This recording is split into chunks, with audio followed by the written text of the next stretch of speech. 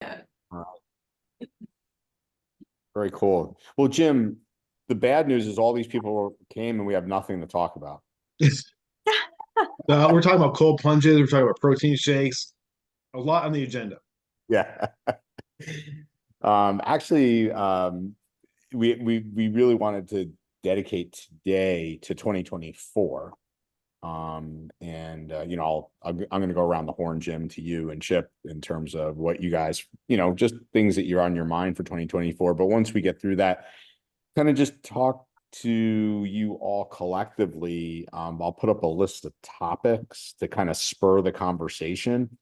But the past year, it's been like we come up with a topic and present, and a lot of times it's very relevant. In fact, we had a really good one today that Jim, I thought was a good idea, suggested we'll hold off on it till probably mid January, once everybody's back in session. Maybe like not next week, but maybe even the following, once people are back from holidays. Yeah. But aside from that, I'd love to get your input on what subjects and speakers and topics would you want us to bring to you in 2024. So I'll bring that slide up shortly. But Jim, I guess in starting off from the CEO chair, thoughts as we wrap up 2023, anything on your mind, what you foresee, what kind of, I guess, highlights for you was 2023, and what things in 2024 you're thinking about? Yeah. A lot of highlights in 23. I mean, I'm actually going through right now with the help of Michelle, putting together our SKO presentation. We do a sales kickoff at SaaS Alerts beginning in January. Looking back at the year and then looking ahead at 24, what our goals are and how we're going to get there. And when you start looking at the numbers, it's really impressive in terms of what we've been able to accomplish. And when I say we, I'm not talking about just SaaS alerts. I'm talking about everyone on this call, our community. I mean, because you fuel this, right? At the end of the day. And it's, we've pretty much doubled our MSP partner base. We more than doubled our user count.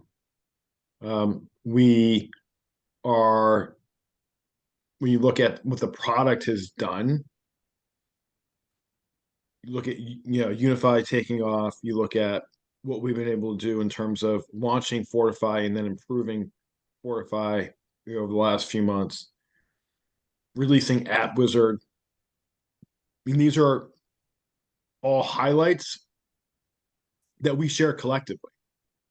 They're accomplishments for SaaS alerts, but really they're accomplishments for the SASE community, right? Like, because a lot of what we've been able to do has been fueled by the feedback we get from everyone on these calls. And sometimes people participate in the call, and sometimes we get, individual one-on-one conversations that come from these calls or emails, suggestions from folks that are actively participating or at least listening every week, but then we'll, take things offline with us. So the highlight for me is what we've been able to do collectively in building out not just a product, but a platform. Yeah. And we started out specifically as a product 3 years ago. And together we built a platform. And for me, that really is kind of taken shape in 23. So I'm just grateful and very thankful to essentially be part of it. It's incredible where you guys have come. I mean, to see, finally for a while I was beating the drum, like, why no mention of SOAR, Jim? And as I hand this over to Chip, you had a good explanation for why no SOAR, but why SOAR now? And it's really cool to see where the platform has come for you, Chip. Heading up the development team. big highlights for you in 2023 and thoughts for 2024? Well, certainly 2023 brought quite a bit of change in the platform. And to the sore point, until we actually had orchestration in the form of Fortify in the platform, I just didn't feel comfortable with that moniker applying to SaaS alerts, but I certainly do now. I've always considered the platform a SIM for the SaaS world, because that is what it does. It ingests data from lots of different sources and sorts it for you. And so, that piece was never a problem, but we're truly now a SIM sword. I think that's the appropriate, general label for the product. We put a lot of effort into improving back-end automations to help keep costs down. We've added a lot of modules, and minimal cost increase, maintained the cost structure for existing partners, which that might not sound like much, but having that task come from our go-to-market side is a challenge for any business that has to evolve its technology stack, and evolve forward, as well as maintain where you are. You guys all know that Microsoft in particular, but this applies to Google and Salesforce and others. The rate of change in their in the data that we get back from them and the way we need to manage their APIs is significant. And, just that in and of itself is a lot to stay on top of. And I think Liron and the engineering team have done a fantastic job of, keeping the wheels going, keeping the airplane in the sky, but adding engines as we're flying. And that's kind of an amazing feat. Looking forward in 2024, I think the big things that, that I'm excited about on the sort of partner facing side is going to be the development of the user interface around App Wizard. That's a really complicated piece. We've been working on that in the background for a long time.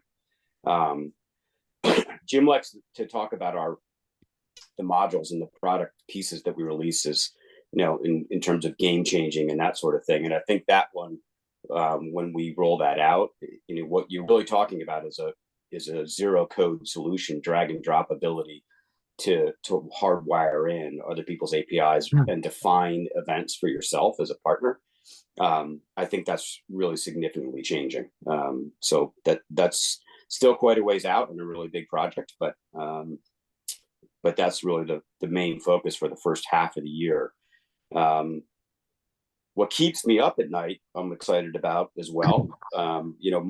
My job, since Liron has taken hands-on control of engineering, has evolved, as it should, into really looking at our own platform and product and code base, and making sure that we're as invulnerable as possible to the hacking community, which goes after security companies. We've made really great strides there as well. We begin our first audit for ISO next month, just a few weeks. That's made us a much stronger company preparing for that, had us tighten our belts quite a bit. We also spent a lot of energy, that no one would ever see other than the engineering team, pursuing ASVS Level 3 certification for the application itself. And we're effectively done with that. And we've now engaged with a vendor that has some software products that help us maintain that in a much more automated way. There was a lot of, to get through that validation the first time, there's a lot of manual work. And from that manual work, we learned what we needed in terms of automation to keep us at that ASVS Level 3 standard. But that is our goal for 2024, to automate that process and be able to hand on heart state that we are absolutely the tightest, most secure SaaS application in the space. Yeah, I don't think a lot of people understand, and I think a lot of MSP vendors are not doing that type of work. Chip, ASVS is no joke. No, it's not. Yeah, so good. That's I hope really good news to all of you listening. That is, like I said, no small task. Very few. I can't think of, honestly, except for when like Ryan Weeks was at Datto, I can't think of many companies that are doing that. So that's fantastic. And Andrew, if I may just dovetail on that, everything that Chip just mentioned, obviously really important. And there's a lot of folks on this call, because Chip mentioned price as well, that have been with us from the beginning or close to it, that are on our existing initial price points. And we've been able to do all of that while keeping the promise of keeping those folks at those price points. Yeah. So obviously people, we're signing deals. We've signed a lot of deals at the end of the quarter. So obviously, the last few days have been extremely busy. People are now paying $1.50 per user per month for the solution because of everything that's now in it, right? There's a lot of folks on this call that are paying a lot less on a per user basis. I'm proud that we've been able to keep that promise. And what I get excited about even more is what that means for this community in 24. Because you have a significant advantage in the marketplace now. Like, you can go out at a much lower cost, provide a solution to your customers and your prospects that a lot of others can't. And then when you start thinking about what you're going to be able to do with App Wizard, again, at no additional cost, hopefully that's really exciting to people. I know if I was an MSP today, having that ability, having that power, that would make me excited. I'm just hoping that everybody else feels the same way on this call and takes full advantage of it. Yeah. No, that's an excellent point. I just want to ask, collectively, the MSPs and partners on the call, anything you'd like to share so far? It doesn't have to be specific to what Jim and Chip have just said. Going to go to see if anybody had a partner win this past week, but anything come top of mind, anything that was awesome for you in 2023 for your MSP, and or what you're looking forward to in 2024.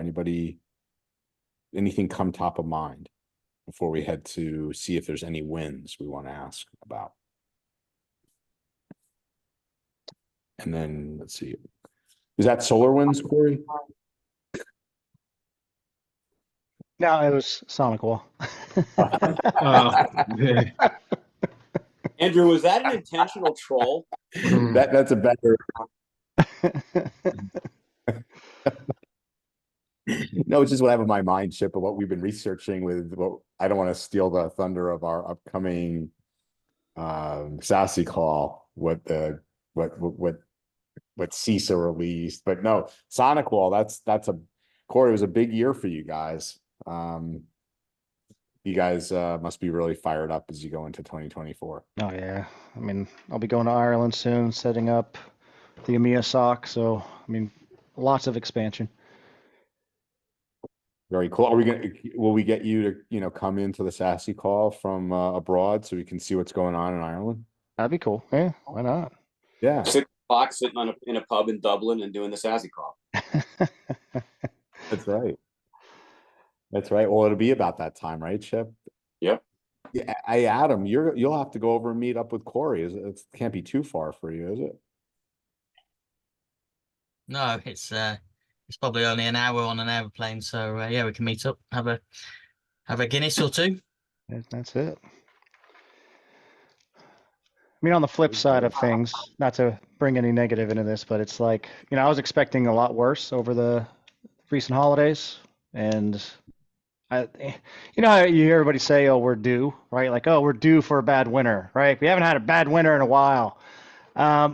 Things have been kind of quiet. Now we see our typical day-to-day compromises because people are doing stupid things, but target attacks on the channel community, I feel like has been at a low, and that's kind of scary, right? Because you're preparing for a big storm, and again, I was expecting, and I had eyes on glass, waiting for something to happen, over the Christmas holiday, but it was relatively quiet. So I'm waiting to see what's the next big thing is popping up. And I've been tracking the news, and the larger enterprise companies have been getting hit a lot more recently. I'm sure you probably saw the whole Barracuda thing that came out, New Zero Day.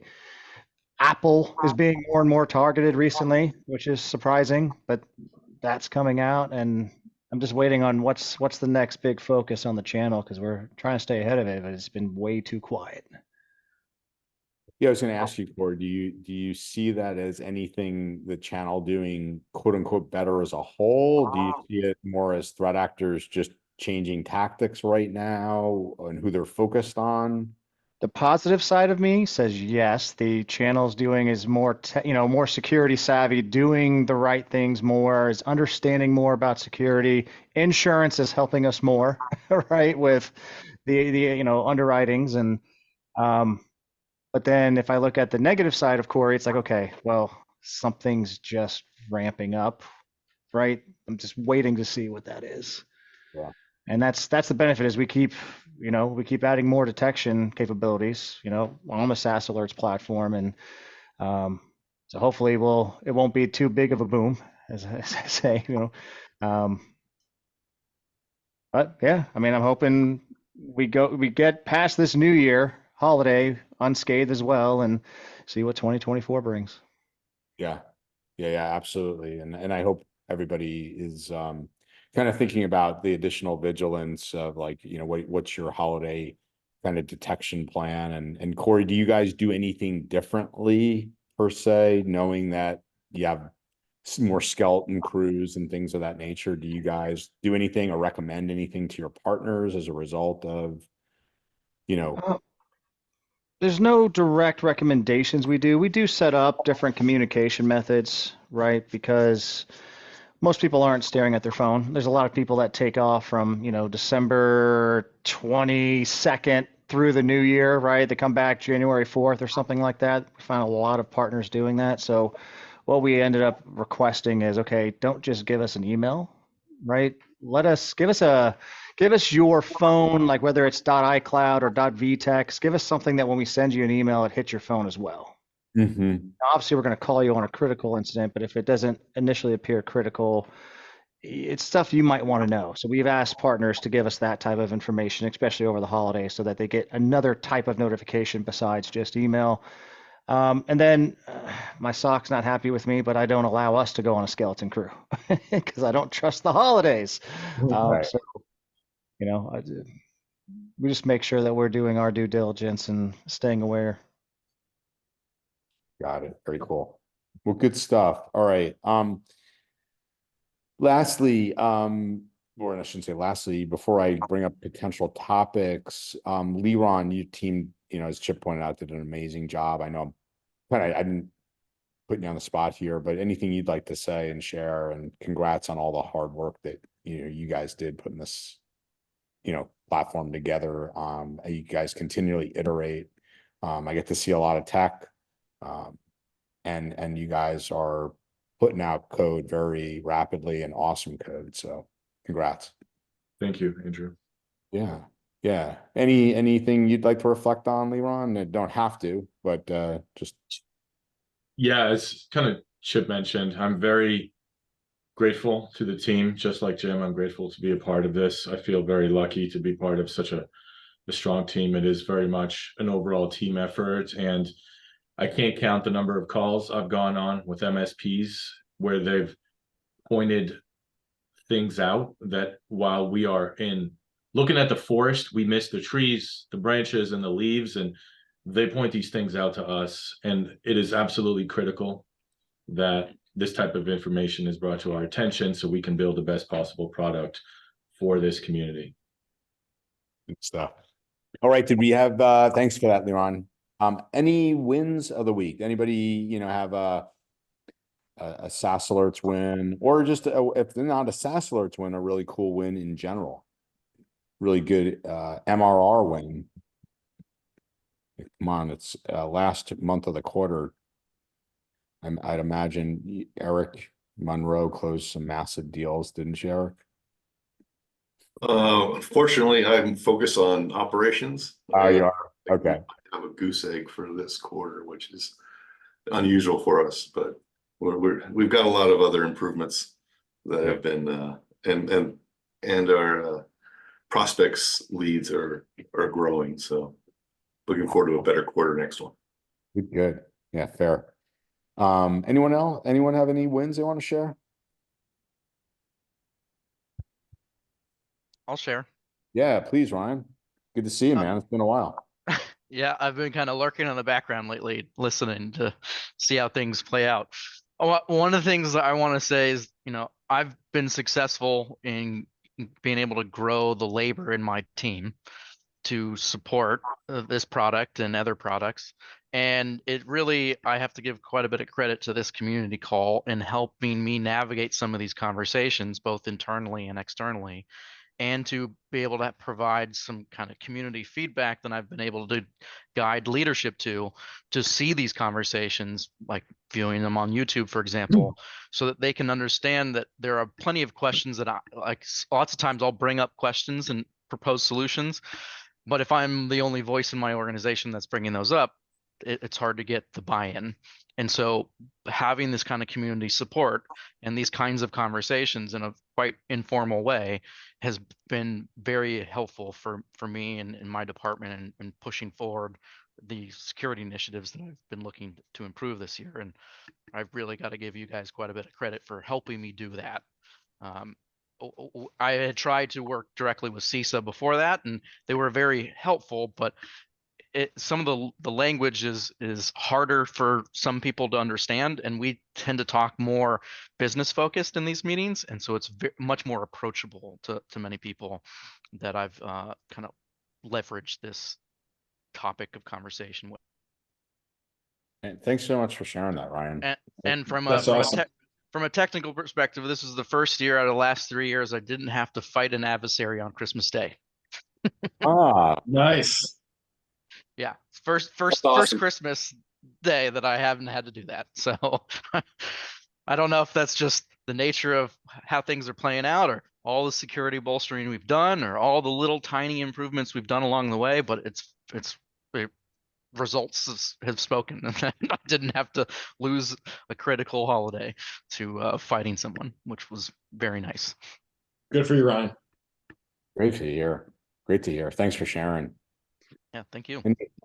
Any others? That was a great one, Ryan. I got one here that I'm really excited about, the improvement of the tools along with the ability to control the end user's environment. So the combination of that and the tools seems to really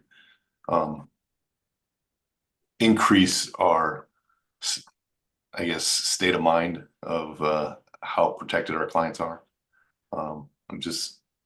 I see things progressing very well, and there's all good things that are going to keep us from doing weekends and after hours work security wise.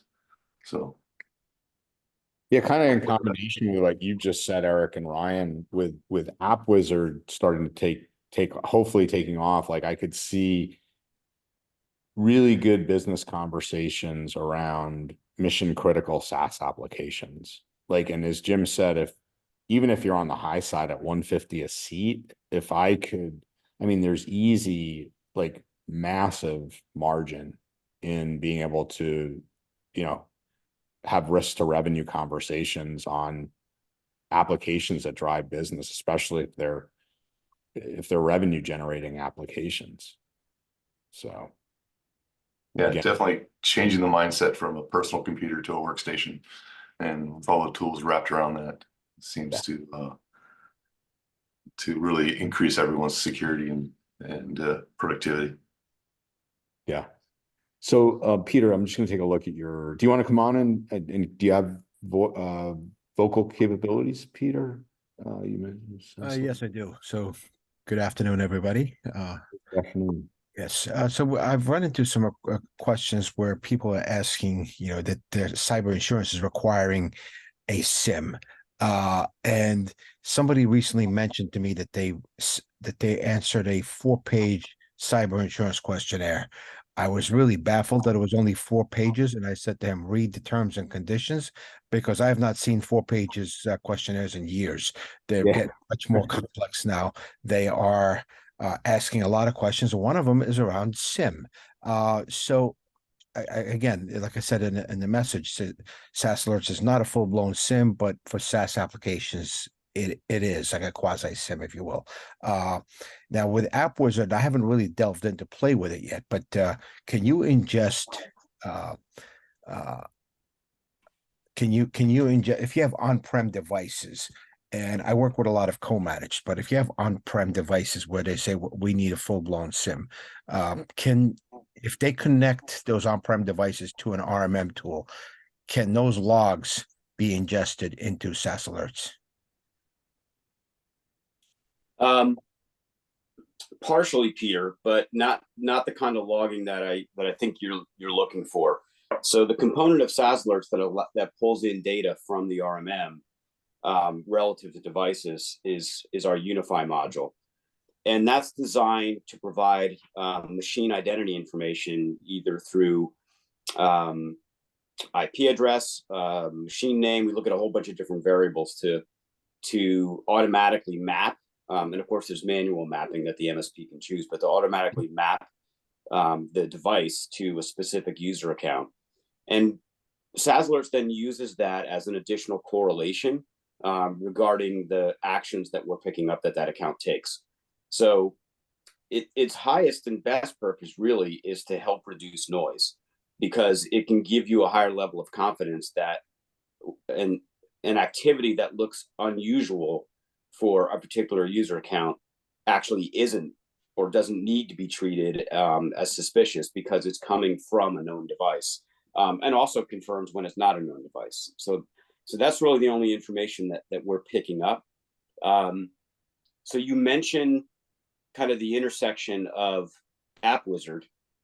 Would it be possible for SaaS Alerts to connect via App Wizard to a third-party SIM? The answer to that would be yes, but it falls under the same general set of conditions that we have under App Wizard, as a product, which is the SIM vendor would have to have an API that's accessible, and by its very nature, the SIM is going to be logging security data. That's its purpose. So if the SIM is set up for a local network, monitoring every device on a network, and it's got an API that we can attach to, then we could conceivably do that. I think that's the complete answer to what you're looking for. And Chip, if I could just jump in real quick here, and the other piece would be, Peter, is if SIM is a requirement, and oftentimes it's logging on questionnaires versus SIM, but if SIM is the requirement,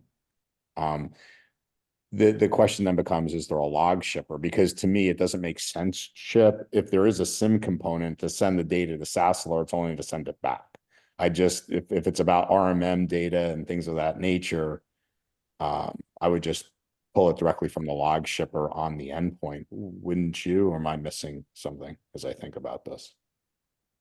Is that a question for me or for Peter? Yeah, well, as I think about it, first back to you, Chip. Like, why would you ship it twice? Look, I'd much rather have it, if it's going to hit SaaS Alerts, come in as a subscription. And the only reason I can think of to do it that way is because a partner or group of partners wants to see a unified version of event presentation, both from the SaaS universe and the local network. So that's the logic to do it. In fact, I mean, Corey might oddly enough, could actually be someone that could speak to this. I think that's kind of what Solutions Granted has built in terms of how they run their business. Because obviously, before we had a relationship with them, they were a very well established, SOC as a service company, but they were focused on the local side. So, you can definitely blend these things together so that you get a universal picture of what's going on: local devices, local network, firewalls, local servers, workstations, everything else, plus the SaaS application event management. You just mentioned something, sorry to interrupt you. You just mentioned something very crucial before, Chip, is it reduces a lot of false positives and background noise by correlating the events with user activity. Right. Exactly. Corey, you have any thoughts on, do you go log shipper, or do you ship up to SaaS alerts first? No, I mean, so SaaS alerts, we're just doing the direct integration right now. Then we also have open XDR platform, just so we can correlate all the data. In 2024, what we're going to be looking for is being able to kind of tie those in together, the SaaS alerts platform and our XDR platform. Easy example, right, is if you can feed in, and this is, again, my importance around the whole XDR type of platform versus just a SIM or SOAR, is being able to correlate that data. Let's say your email security flags something as a potential phishing email.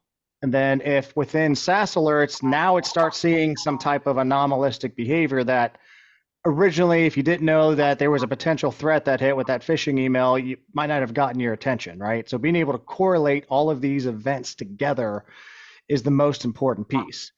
To answer from what I heard Peter's question, I wouldn't recommend using SaaS Alert. I mean, you could use SaaS Alerts as a quasi-light SIM with what you were asking. Is that the intent? I don't think that's the intent. I mean, obviously Chip answers it right, but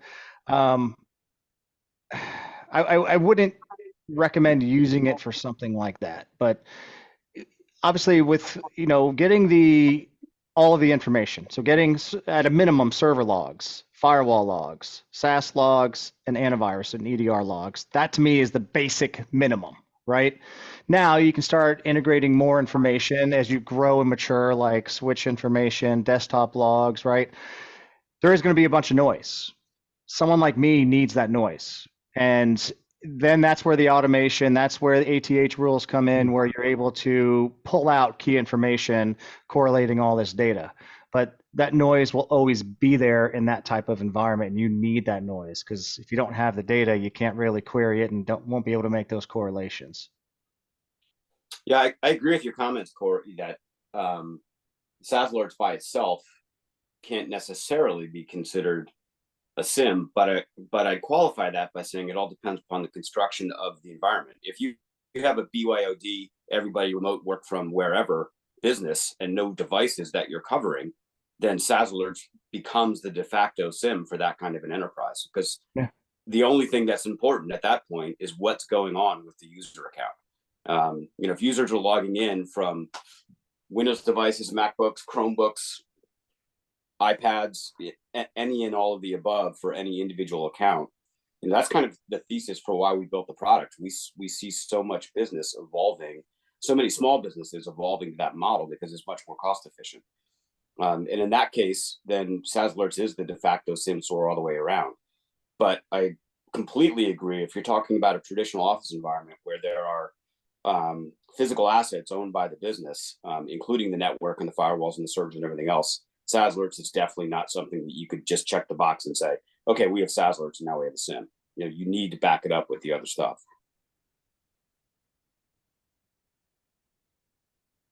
Yeah, good stuff. Sometimes you're competing for budget dollars with a lot of companies, and where at least you give them a start. Yep. Exactly.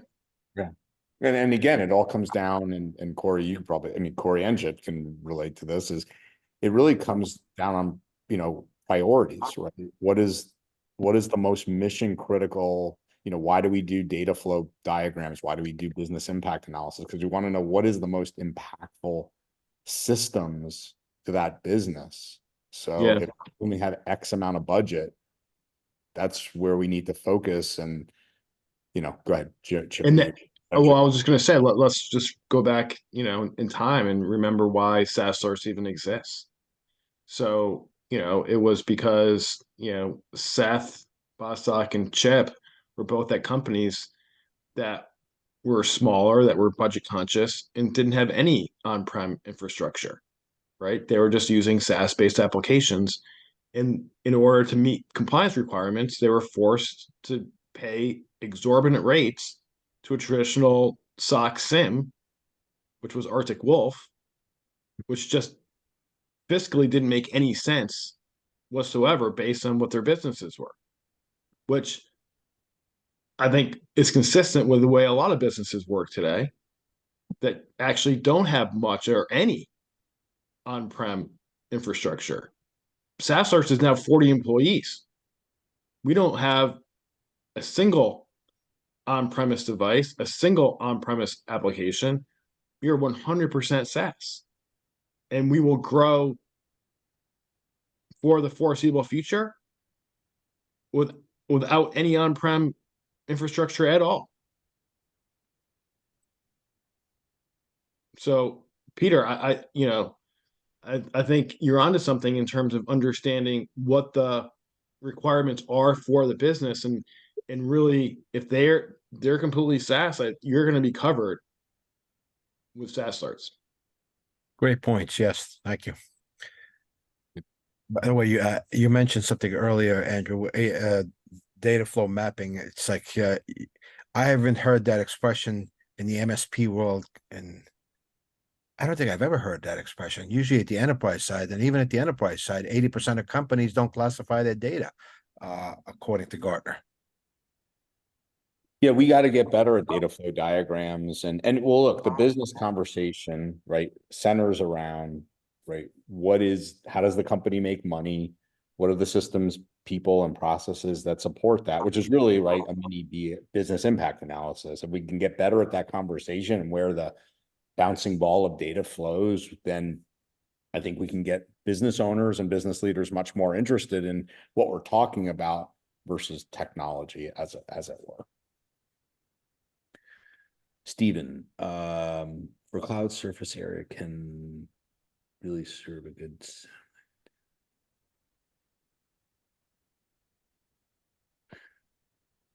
I guess reading Stephen's comment, I just kind of want to dig in what he means by specific data retention and export ability. Are we talking about DLP? I'm thinking about the type of logs that you gather and you have in the kind of analyze area, and in the event of you are kind of all cloud, you could produce a pretty good log of your important critical cloud systems there, and that's something that I explore a little bit there, but it seems like there might be some limits in kind of if we are able to export what those limits are from their data set, which is really useful for those cases. What a user activity has been up to, potentially that could show a lot of information. Yeah, Stephen, we have today over 10% of our partners leverage webhooks from SaaS alerts, or our API, but it's mostly webhooks, and they're exporting that data into lots of different systems and combining it with other data, on their end. So I don't know if you're aware of that or if that's the kind of thing you're talking about, but you can definitely take SaaS Alerts data as a partner, pull it out in a data feed, and then literally do whatever you want with it. And it's kind of funny that we're talking about this because I was reviewing this earlier today with our support operations team because I had a specific question come in from a partner who was having some trouble setting up his webhooks. And that caused us to go and research his connection. And I hadn't looked for quite a while at the number of webhook subscriptions we have out there. And to be honest, I was kind of floored at how much it's grown, how many people are doing it. A lot of people tying in Roost and developing their own automations by taking SaaS Alerts events and then using the Roost platform to really build their own automations and triggers for other things inside their business. So there's some pretty cool stuff going on, in the whole ecosystem using the data flows. Very good. I appreciate that. And for the log retention in that system, are there limits around that for how far back you would have in SaaS Alerts? So we maintain every event that we create for each unique account is maintained for a year, and then is automatically rolled off after that year expires. Okay. Yeah. I mean, I think that is for that sort of SIM-like capability, at least for the identity and the sign-in events. I think that's a pretty good amount of retention there. Yeah. Thanks. Yeah. Most people, when they hear that we keep it for a year, they're pretty happy with that. Well, the beauty is if you're ingesting it via webhooks, you can then keep it as long as you like. You know, if you choose to have a retention policy that's 5 years, and look, if I were an MSP and I had this available, one of the ways I'd be pitching it is I'd be pulling that data in, and I'd be selling that retention at different tiers for how long I'm going to keep it. I'd probably start off with, 3 months, 6 months, 9 months, full year, and continually increase pricing based upon what my customers wanted to see. I'd also offer them, the equivalent of legal hold that you see in Microsoft. We all remember that in Exchange, 7 years. I see, Peter throwing that out there. Yeah, you could offer much longer retention and offer it as a service once you pulled it off the SaaS Alerts platform. Mm-hmm. Yeah, Good money in that too. Which kind of goes, and we'll be readdressing this at some point, right, Jim? Was the whole bell text piece of, if you do have a cyber incident, what kind of logs are available to you? So one of the things that is missing in a lot of IR incidents, so Yeah, I Jim, think that's cool for for that capability, being able to build that in webhooks. That is maybe a little bit above my comfort level right now, but having that even in the UI and the analyze section, being able to say, okay, I can grab your logs from this user that has questionable activity, be able to produce that. That's a nice capability there. Cool. Thanks, Stephen. Really good convo today, Jim. Other thoughts? We should have nothing to talk about more often, Andrew. Yeah, it's like a Seinfeld episode. I know, exactly. Show and nothing. Oh my gosh, I saw that one the other day where George is like, nothing. Yeah, exactly. Oh, by the way, Andrew, I should mention that everyone in the SASE community will be receiving a gift from me. A donation has been made for the Human Fund on everyone's behalf in the SASE community. What is the Human Fund, Jim? It's money for people. Ah, I like that. Jim, how much did you donate for each of us? $100 to the Human Wow. Fund So for generous. everyone in the SASE community. Let's see. Happy Festivus, guys. Yes. Let's see if this works. Can you see my screen? We can. Looking at the attendee list. Okay. Is that what you want us to be looking at? Can you see this now? Now Yes. we can. Yep. Okay. Potential Yeah, topic. Yeah, potential topic. So here's what I wanted to kind of bring up to everybody's attention, just to see if we can get some thoughts from you all on here's some potential topics that we could bring to you. And again, I would love it to not just be a one-way, hey, this is what we're going to do, because if we can bring things that are useful to you, your business, let's figure out what those are, and we can kind of start to focus sessions and speakers and guests right on these areas. So does anybody want to take a crack at like things that really stand out for them? Like what with 2024 on the horizon here, what's important to you in your business in terms of topics you'd want us to bring to these calls?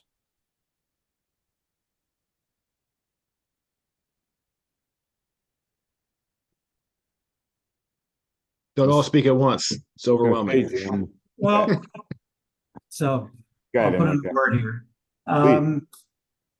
Not sure. I mean, for us, very interesting topics, just not sure how much we're branching off the purpose of our call. How wide do we want to open the scope, or how focused do we want to stay in around the more technical, the more SaaS kind of play. So good. Help us I mean, with you're mentioning topics to kind of plan for 2024 for our calls. just trying to, like, in other words, if I said, Enrique, what topics do you guys want to talk about? Right? We would get one less person than you responding. So I appreciate you at least opening up your mouth and giving us some feedback. So the point is, you know, what I've learned in over the years is at least put some things up there. Like, here's potential topics, right? These don't even have to be the one. You could say, hey, I don't care about any of these topics, but I'd love to see more of this, whatever this is. And I mean, I know we have our office calls, which are, I guess, a little more on the technical side. Are they called office calls? I think, or office Office Tuesday. hours, yeah. Office hours, yeah. So, I mean, they're all great topics. I would love all of them, but not sure what the community would be best served by. Mhm.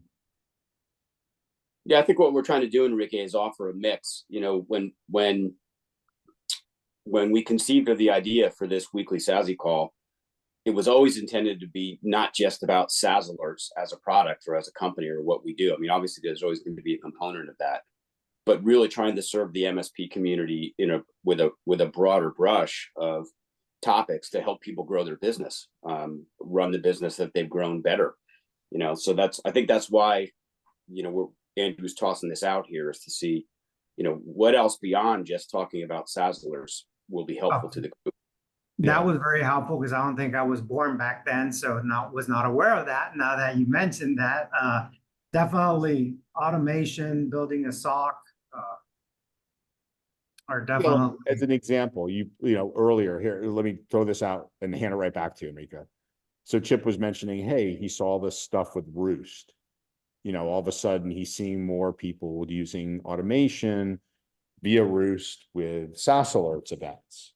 So maybe a topic is, you know, hey, we have the folks from Roost come on and talk about what are things they're doing? Why are people using? What events are they taking? How are they building automation?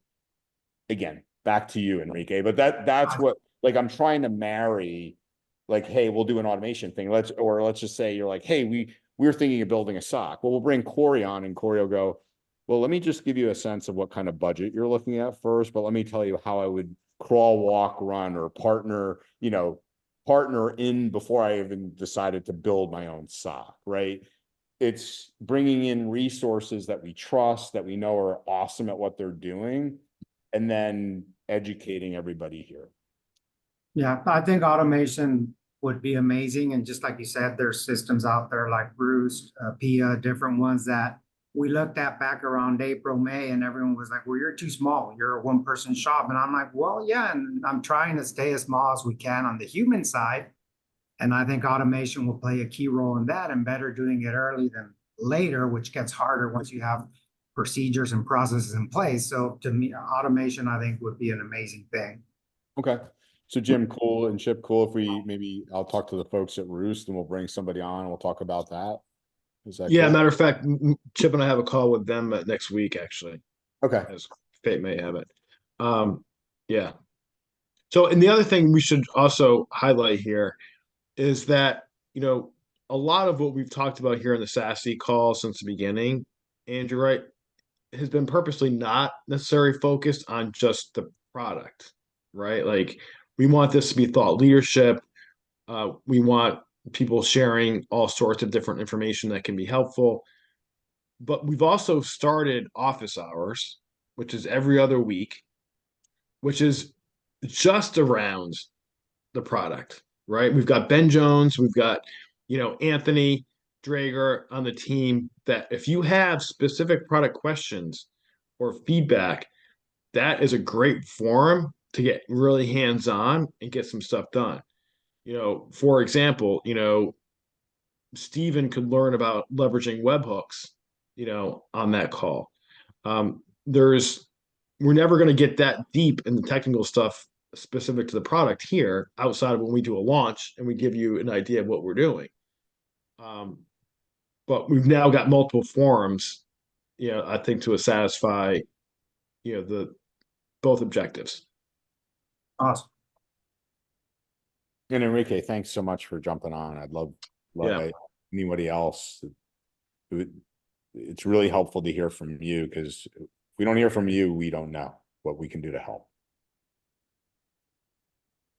Something that I would find helpful is, what do you guys do around vendor management? And essentially a lot of the questions that you asked about vendors on how to make sure that they are providing you information correctly, rotating API keys, those types of things. There's lots of gaps that I seem to find that line up when you don't necessarily have clear boundaries between you and the vendor, and how do you negotiate what that looks like, and essentially what good questions to ask constantly, because oftentimes we're both asking questions just from our own perspective, and so then this overall security conversation doesn't seem to happen all the time between vendors. I'm really glad you brought this up, and SaaS Alert's partner, Eric Woodard, would be a great person. He's built his own. He's an MSP, Ryan, out west. He's in outside of Salt Lake, and he's built his own vendor management platform. Not just, hey, I'm going to resell it, but my point is, we could bring him on. He's spent an inordinate amount of time in this area, and has a lot to share That would on be great. Yeah. on how to manage vendors, why it was such a pain, why he did something about it, because it is such a pain point for him. So great topic. Like, what kind of policies and procedures are helpful in the social engineering aspect of leveraging our help desks as launch points, right? Like, that has been like a constant breach vector in many of these big attacks. And like, what are good standards that we do, like setting codes or validating, voice. Like, we keep running into this with AI about like what kind of information is now still valuable to validate trust. But even to your point, right? Look at when we come back to we've talked about this, but the MGM breach, right? We talk a lot about phishing, but we don't talk a lot about smishing, right? And to your point, what is it that we're going to do to validate? Well, that's not really the help desk. We've talked about this a little bit. Gary Harlem said, well, that's something I really didn't ever think about. And now he's starting to think about, how do we do that, right? Yeah. So that's going to be a big topic for us this coming year. I'm glad to hear it. And I think, I don't know if Corey's still on, but Corey, that's one that, like, what keeps me up at night. Like, that's, to me, that's one that, has been incredibly effective for threat actors. And I think it's going to be more, if you can do it to MGM, I don't think it's going to be a tough lift for those that aren't prepared to do it to others. Yeah. Exactly. I mean, that's a pretty regulated industry. So it's like they had a lot to lose and a lot of money. And if they messed it up, a lot of us are likely to have similar challenges. Yeah. And I find it ironic, I know we're closing things out here, but kind of ironic that, it was an $80 million hit to MGM, and that ironically Black Cat got taken down just about a month later. I'm like, that's probably not the kind of company I want to go after. Yeah.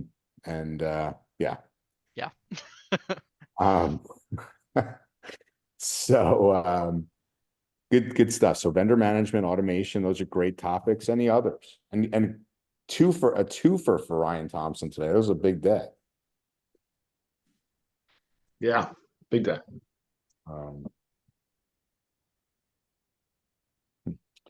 Well, Jim, with about a minute remaining here, I want to send us off with some Happy New Year's and wishes, and close us out for 2023.